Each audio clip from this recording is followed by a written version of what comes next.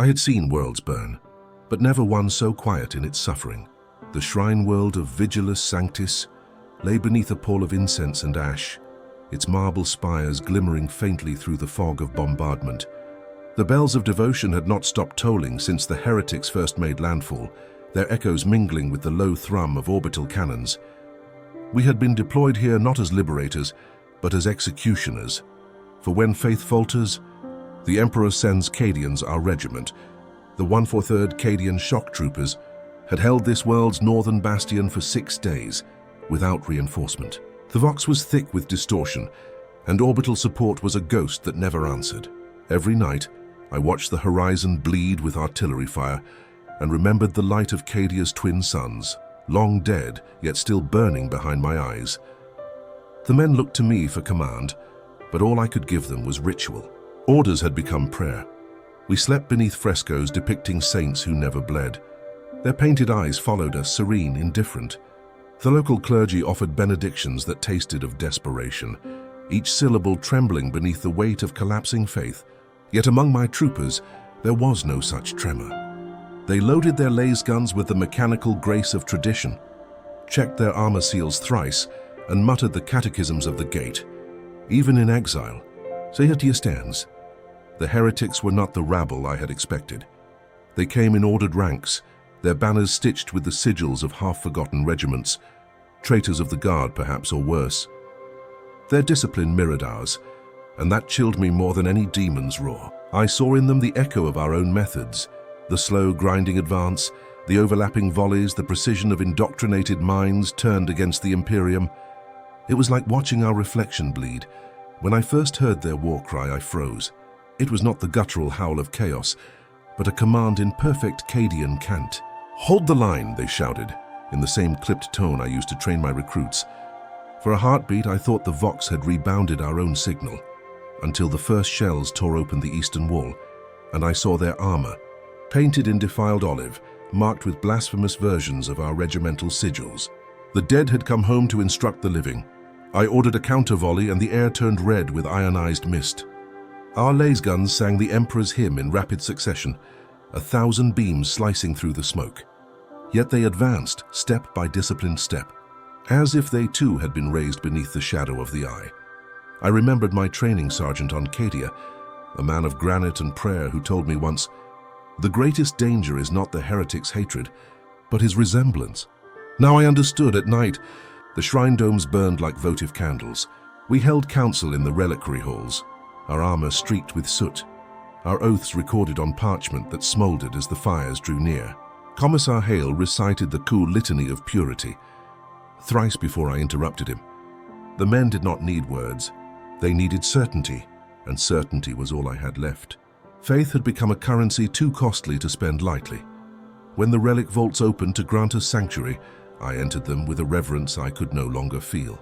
Statues of saints towered over us, their stone faces cracked by the tremors of orbital strikes. I traced the name of St. Drusus across a broken altar and wondered if he too had ever questioned his emperor.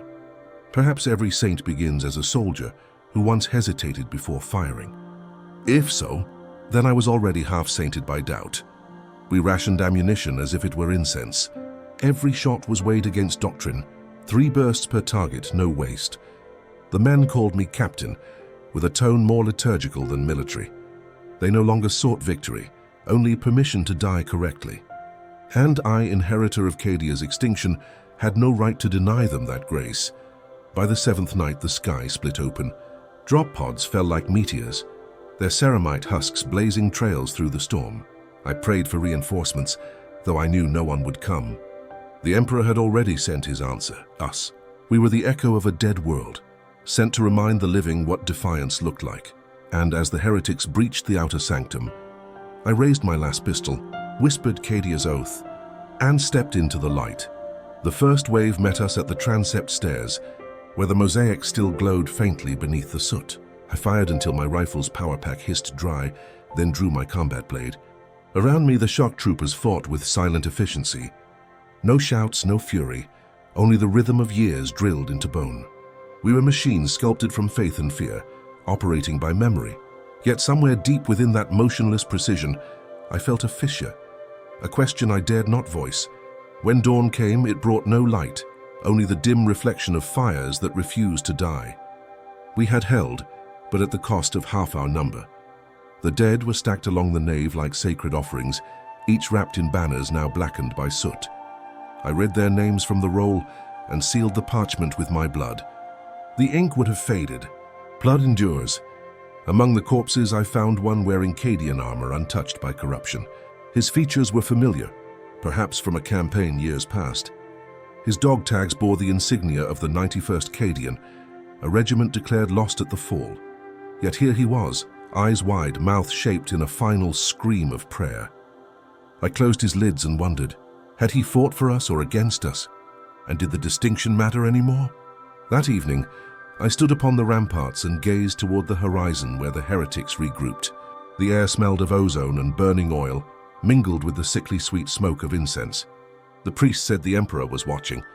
I could not help but wonder if he recognized what he saw. We reinforced the bastion with rubble from the shattered cloisters. Every stone we placed was an act of defiance, a wordless psalm. My Vox officer reported increased chatter on the enemy frequencies, disciplined, coordinated. Someone was commanding them with Cadian precision, someone who knew our codes, our doctrines, our souls. Sleep became an indulgence I could not afford.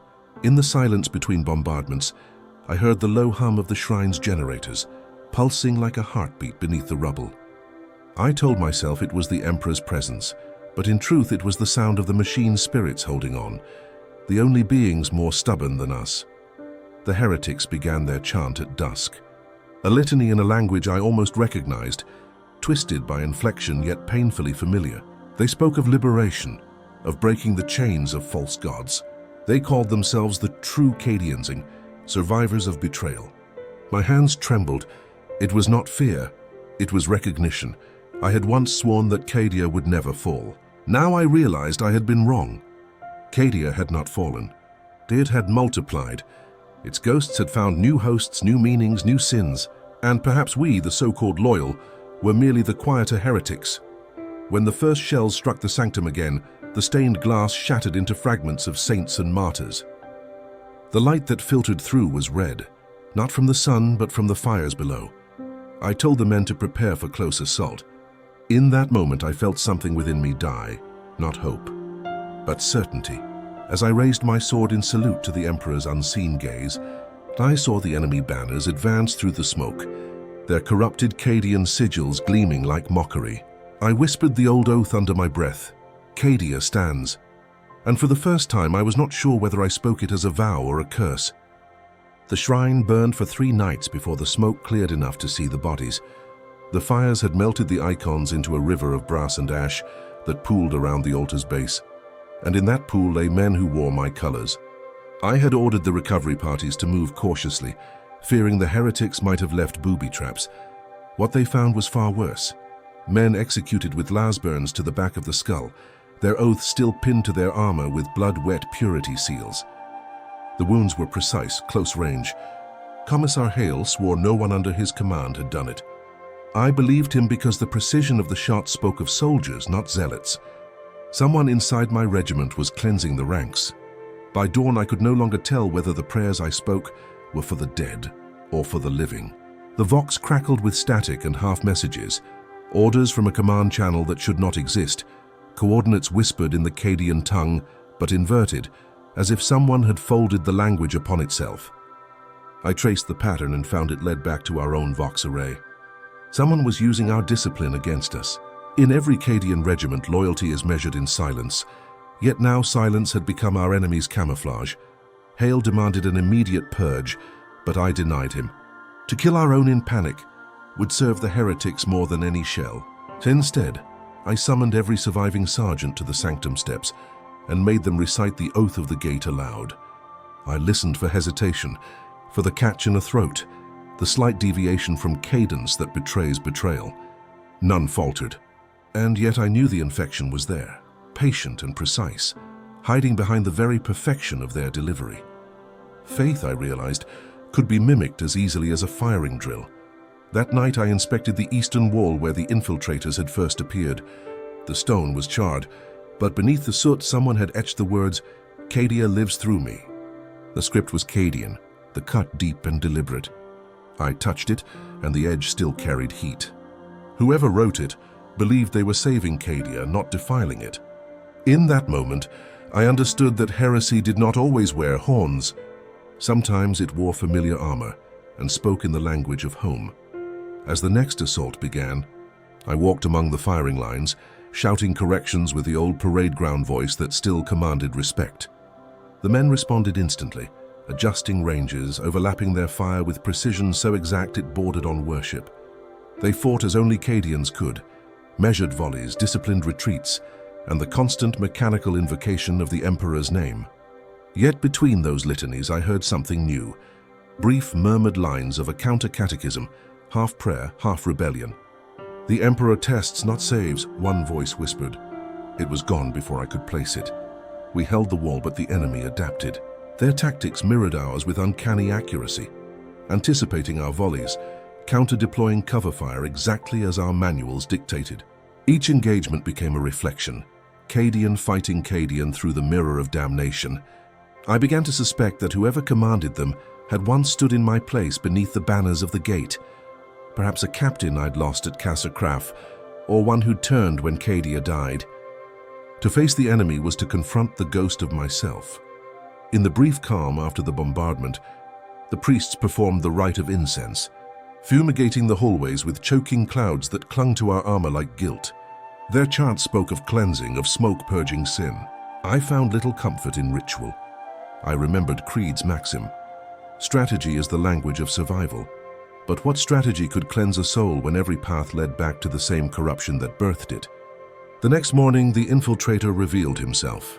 Sergeant Venn, a veteran of the 91st, confessed at gunpoint that he'd been receiving coded orders from a splinter command calling itself the Cadian Reclaimers. They claimed the High Lords had abandoned Cadia, that our loyalty was to the planet's memory, not to Terra's decrees. He spoke with tears in his eyes, his voice trembling not from fear but conviction.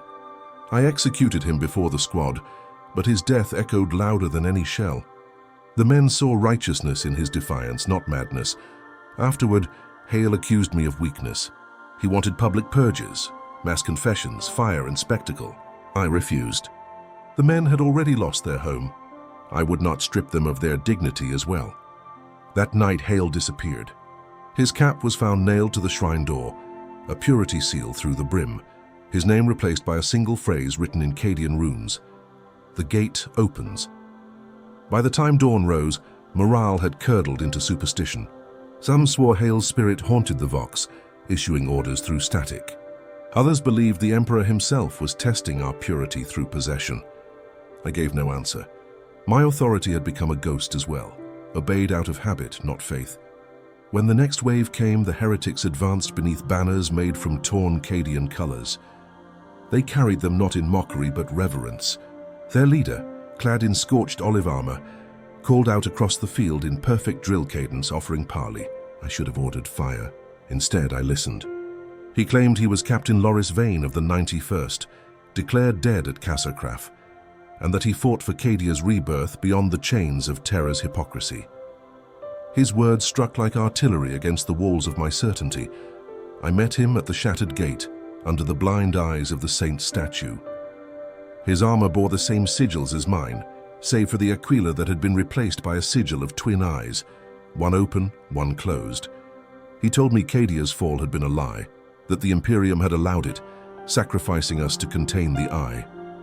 He spoke calmly, without hatred, his voice carrying the weight of command. In that measured tone, I recognized truth, or something close enough to wound like it. When I refused his offer to join them, he did not threaten. He simply saluted, a perfect Cadian salute, and withdrew into the smoke. His troops dispersed, melting back into the ruins as if awaiting judgment. The silence that followed was worse than any bombardment. My men looked to me and I could not speak. For the first time, the discipline that defined us felt like a chain, binding us to an empire of lies we no longer understood. That night, the shrine's generators failed. Without power, the stained glass became black mirrors reflecting the fires outside. I walked through the nave and saw my reflection in every panel, a soldier carved by obedience stripped of meaning. The air reeked of oil and sanctity.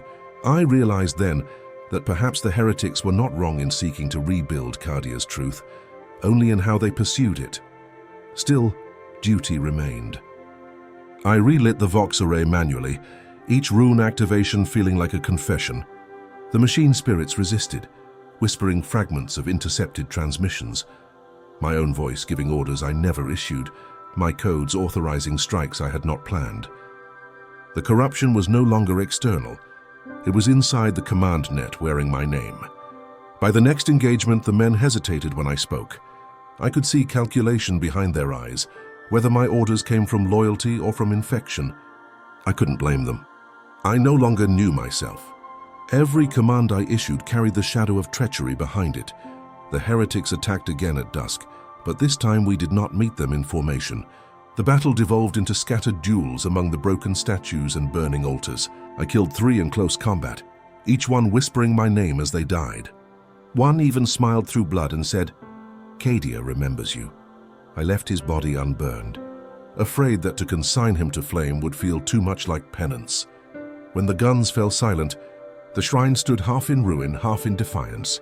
I gathered the survivors in the nave and read from the old Codex of Cadia, not as scripture, but as memory. The words felt hollow yet necessary. I told them the gate still stood, even if the world around it had turned to dust. They repeated the phrase mechanically, their voices stripped of belief. That night, as the stars flickered through the smoke, I recorded my report to Segmentum Command. I spoke of tactical integrity, defensive positions, casualty ratios. I said nothing of betrayal or ghosts. The words that mattered had no place in official logs. I ended the transmission with the only truth left to me. Cadia stands. And in the silence that followed, I wondered if anyone still cared what those words meant. The sky had turned the color of dried blood. Smoke veiled the stars, and the shrine's towers jutted like broken ribs against the void. We had held the enemy for 12 days, but time no longer obeyed its own discipline. Every hour bled into the next, each battle indistinguishable from the one before. The shrine's bells still rang, but their tones had warped from the heat, producing a sound like weeping metal. I thought of Cadia's bastions, of drills performed under blue skies that no longer existed. Even memory had begun to corrode. At first, I believed the corruption to be physical, code rot in the Vox systems, sabotage in the command relays. But now, as the whispering grew louder, I knew it had reached deeper. It spoke in perfect cadence, using my voice, reciting my orders in the dark. Advance, hold, purge. The words were stripped of intent, hollow and obedient. My troopers began to repeat them unconsciously. When I ordered silence, I realized I was the only one still capable of hearing what was missing. Vane returned under a white flag made from the torn cloth of an imperial banner. He crossed the killing field unarmed, his boots treading through the ash of the dead. His expression was neither gloating nor defiant, only weary. He said we were the same, soldiers abandoned by a dead empire pretending to live. I told him loyalty was not conditional. He smiled and asked, "To what, Captain?" "To the memory of a corpse or to the truth that replaced it." I drew my sidearm and aimed at his chest, but my hand shook and I did not fire. He left me with a data slate, a relic of the 91st's final orders. I should have destroyed it immediately. Instead, I read it by the flicker of a dying lumen. The directives bore the sigils of the Segmentum Command, stamped with genuine verification. They described Cadia's defense as a calculated delay, a sacrificial containment action designed to buy time for Terra's fortifications. Every word rang true with bureaucratic precision. My faith fractured like glass beneath pressure. I destroyed the slate, but not before memorizing every word. Knowledge once gained cannot be slain. The following day, I ordered the troops to fall back to the inner sanctum, citing structural integrity. In truth, I could no longer bear to fight beneath the eyes of saints who demanded purity I no longer possessed. The men obeyed without question. Discipline endured where belief failed. That was both our strength and our damnation. The priests continued their litanies, though their voices had thinned into whispers. One of them approached me after nightfall. Father Arctis, his robes stiff with dried blood. He said the Emperor forgives doubt, but not disobedience. I asked him if obedience without faith was still holy. He did not answer. Instead, he pressed a relic into my hand, a splinter of the shrine's foundation stone, and told me it was a piece of Cadia's soul. I carried it, though it felt like a weight of guilt. When the bombardment resumed, we answered with every gun left functional. The walls shook as though the world itself protested our endurance. Through the smoke, I saw the enemy advance again, banners raised, chanting our oaths as their own. I realized then that the war was no longer about victory. It was about ownership of meaning. Whoever survived would inherit the right to define what Cadia stands truly meant. During a lull in the shelling, I walked among the wounded. Their eyes followed me with something close to fear. One trooper, still bleeding from a chest wound, asked me if the Emperor knew our names. I lied and said yes. He died smiling, the lie intact. I envied his peace. The rest clung to their weapons as though metal and machine could grant salvation. I began to dream while awake, visions of Cadia reborn, its sky red with aurora of the warp, its people neither loyal nor heretic, but something in between. The vision terrified me more than any demon, for it felt inevitable. Perhaps this was the Emperor's design, that through corruption we might discover a purer form of duty, free from blind devotion. The thought alone was blasphemy, yet it pulsed like a heartbeat behind every command I gave. The following dawn, the relic vaults collapsed under sustained artillery fire. The sacred relics, bones of saints, fragments of holy armor, were pulverized into dust. The priests wailed that the Emperor had turned his face away. I did not contradict them. If he had turned, it was because we had become unrecognizable even to him. I ordered the debris sealed, declaring it sacred ground, not to honor it, but to bury what was left of our faith. Vane's forces launched a coordinated assault that evening. Their discipline was flawless. They moved like reflections of us, down to the timing of their volleys. In the chaos, I confronted one of their officers. His armor burned, visor cracked. When I tore off his helm, I found the face of Lieutenant Hask, one of my own men reported missing 2 days before. He smiled faintly, whispered, "We never left," and detonated his charge. The blast threw me clear, but my hearing never returned fully after that. Silence became my only companion. In the aftermath, we held the inner sanctum, but morale had rotted. I could see it in their eyes. That subtle glaze of detachment soldiers wear when they no longer believe in the cause, only in survival. I did not chastise them. Belief was a luxury we could no longer afford. Only structure remained, the skeleton of a corpse still marching by reflex. As the days bled together, the corruption spread in subtler forms. Reports arrived late or rewritten, orders misinterpreted, patrols vanishing without trace. When questioned, the survivors spoke of hearing commands in my voice leading them astray. I reviewed the logs. The codes matched mine perfectly. Someone or something had learned to imitate authority. The line between command and heresy blurred until even I could not distinguish them. When night fell again, I walked to the shattered altar and knelt amid the ash. I tried to pray, but the words would not form.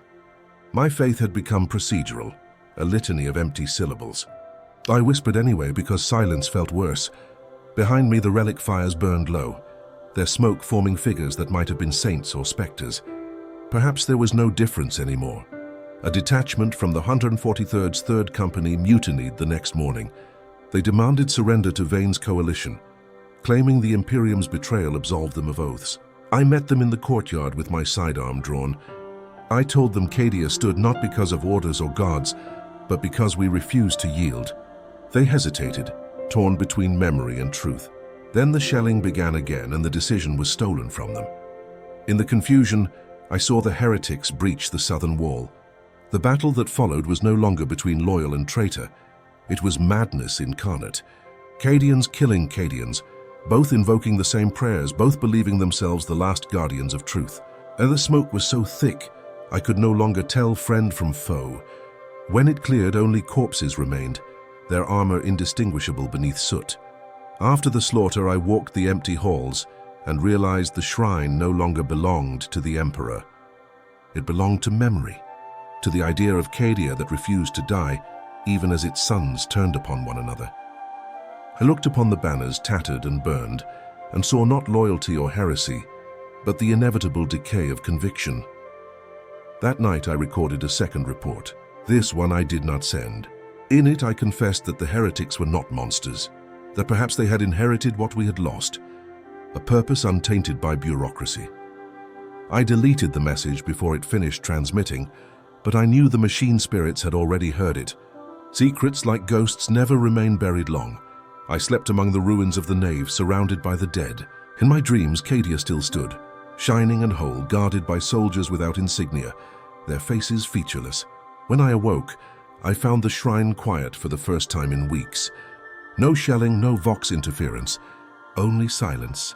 And in that silence, I realized the next battle would not be against the heretics outside, but the corruption within, the shadow that bore my own face. The morning came in shades of iron and ash. The shrine's ruins steamed where night rain met molten stone, and the wind carried the scent of sanctified decay. I stood upon the ramparts, staring into a horizon that no longer separated sky from fire. The heretics had ceased their assaults. Both sides were too bloodless to advance. Yet I knew peace was only a pause, a breath before the last scream. The air was heavy with something unseen, like a wound preparing to open. The vox remained silent, though its lights flickered as if haunted by thought. I had stopped trying to discern which signals were mine. The Emperor's voice, the enemy's, my own, all blended into one unbroken hum. I gave up questioning it. Perhaps it was mercy to no longer know. Orders still left my mouth and the men still obeyed, but the meaning behind those commands had eroded. It was motion for its own sake, duty unmoored from faith. At midday, Vane's emissaries approached again, bearing relics wrapped in silk, fragments of Cadian stone, earth taken from the ruins of our homeworld. They offered it as proof that their cause was not rebellion, but reclamation. I felt the soil between my gauntlets, dry, dead, yet achingly familiar. It smelled like childhood, like barracks and iron. I could almost believe him then, that our enemy's faith was merely a mirror of our own, reflecting what we refused to see, but I had sworn to Cadia, not to sentiment. I ordered the relics burned. The flames turned green as the impurities ignited, casting long shadows across the men's faces. Some wept openly, not for heresy, but for memory. They watched their home burn a second time and said nothing. I envied their silence. The next bombardment came without warning. The sky shattered under lance fire, and the upper sanctum collapsed into the nave. Statues fell like giants slain in prayer. We fought in the rubble, each corridor a trench, each altar a fortress. My armor bore the dust of saints, my blade the blood of kin. I no longer distinguished between sacred and profane. There was only survival, the raw pulse of instinct disguised as devotion. When the heretics broke through the southern gate, I led the counter-assault myself. The clash was a symphony of lasfire and screams, red light cutting through incense smoke. The enemy captain, Vane himself, emerged through the haze, sword drawn, his armor scored with scripture. We met amid the ruins of the Emperor's statue, our blades striking where marble had once held his face. Sparks leapt like dying stars. We fought without words. Every motion was memory, every strike an argument about the meaning of loyalty. His technique was pure Cadian, efficient, relentless. I saw myself in his stance, in his discipline, in the precision that bordered on prayer. When our blades locked, he whispered, "You defend an empire that buried us. We fight for Cadia's resurrection." I answered by driving my knee into his chest and forcing him back through the ash. The duel stretched across the sanctum. We shattered what was left of the altar, scattering relic dust into the air like snow. His blade found my shoulder joint, cutting deep, severing conduits. Pain flared, bright and holy. I drove my sword through his side, close enough to feel his breath falter. Yet even impaled, he smiled, not in defiance, but understanding. "We are the same," he said. "Only the story calls us traitor."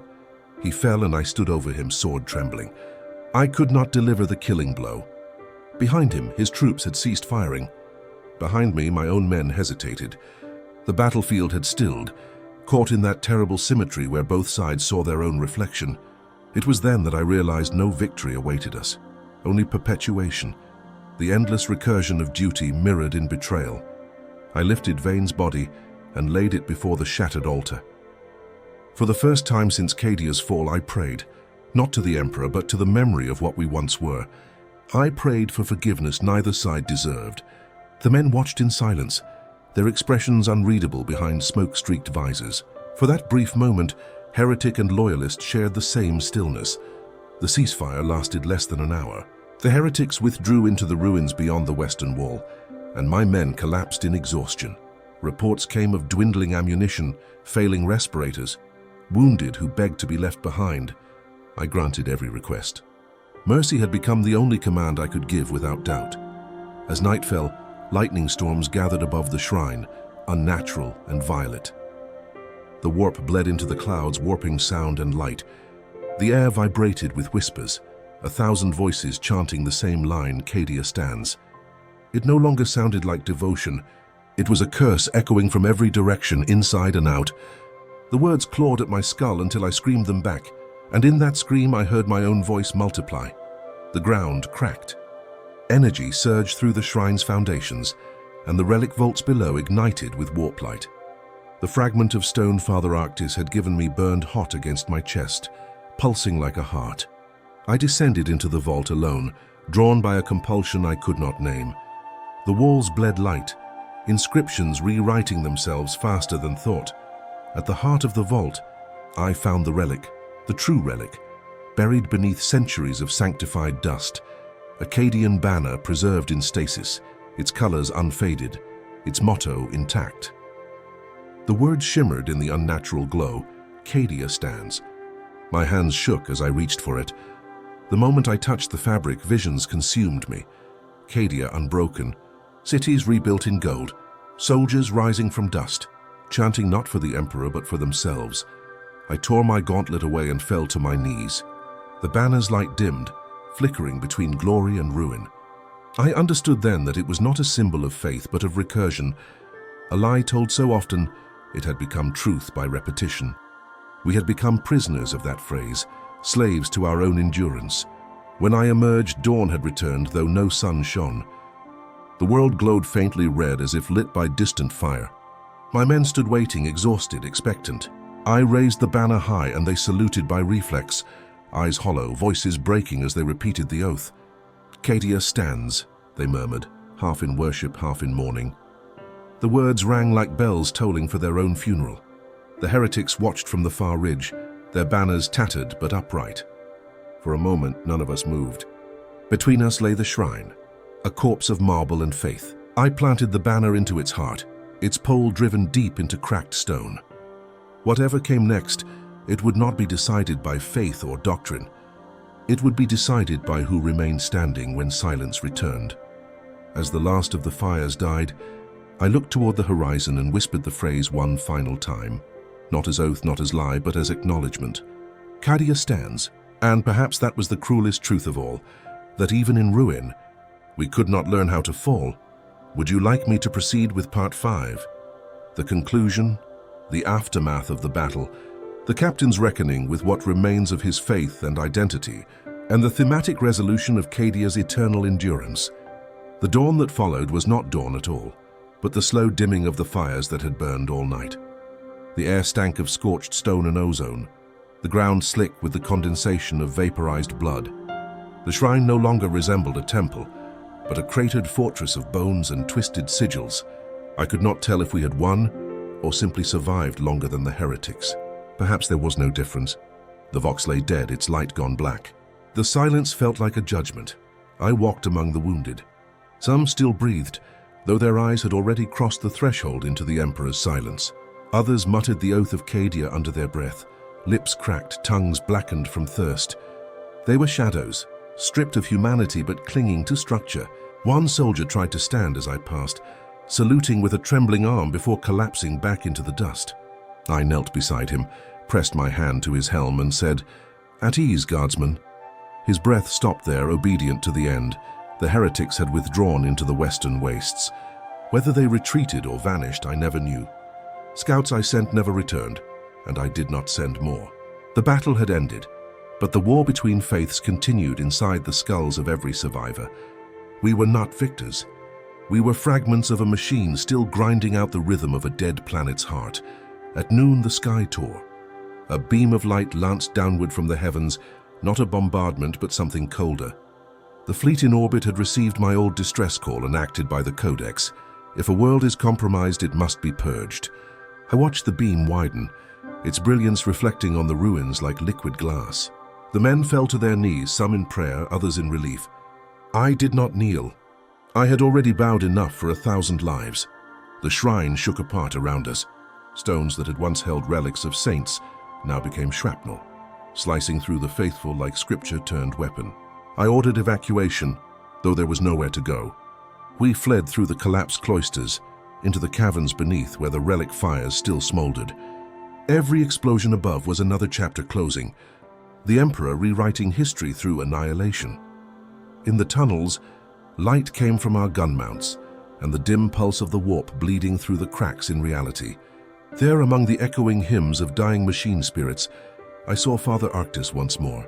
His robes were torn, his eyes glazed with revelation. He said the Emperor had answered us at last, through fire, through judgment, through obliteration. Purity, he whispered, is found only in ending. He tried to walk into the collapsing corridor. I let him. We emerged hours later onto what had been the Western Ridge. The shrine was gone. In its place stretched a wasteland of molten glass and shadowed smoke. The heretics had been vaporized, our banners incinerated, our sins sanctified by orbital fire. Only one thing remained upright. The Cadian banner I had planted before dawn, its fabric scorched but intact, still whispering its cursed motto in the heat, Cadia stands. I fell to my knees before it, the heat searing through armor and flesh alike. Around me the surviving troopers gathered, silent, gaunt, waiting for orders I could no longer give. My words had become meaningless. Yet still they looked to me as if meaning could be resurrected from habit. I realized then that leadership was not belief. It was inertia, the momentum of obedience that refuses to die.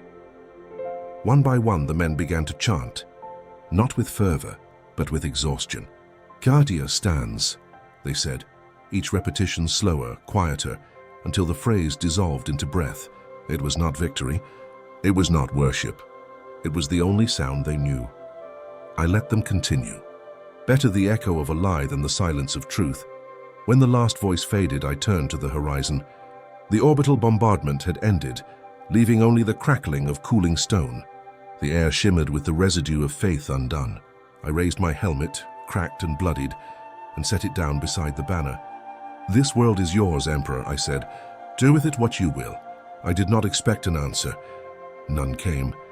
The night that followed was still, save for the whisper of dust moving where wind once roamed. I walked alone through the ruins, counting each step, each breath as if ritual could still anchor me to meaning. Every sound echoed like prayer and accusation at once. The stars above seemed smaller now, distant and cold. Perhaps the Imperium had always been this, light seen through smoke. Faith carried farther than sense. I found Vane's body at the foot of the ridge, half buried in glass. His sword lay beside him, its blade cracked but still gleaming faintly. I knelt and lifted it. The weapon's weight felt balanced, familiar. Another mirror. I planted it beside the banner, the two relics crossing like forgotten saints. No marker could better signify what we had become, halves of the same conviction, both burned clean of mercy. When the recovery ships finally descended from orbit, they found us still there. Statues of ash surrounding a single banner that refused to fall. The Medici asked my name, my rank, my unit. I answered none. Those words belonged to another man, one who had believed in absolutes. They took us aboard anyway, treating wounds that had long ceased to matter. In the ship's Medici ward, I heard whispers that we would be reassigned, reforged, renamed. Another regiment to fill another world's graves. So it has always been. As the ship left orbit, I looked down upon the planet below. The shrine's ruins glowed faintly in the dark, like a wound refusing to close.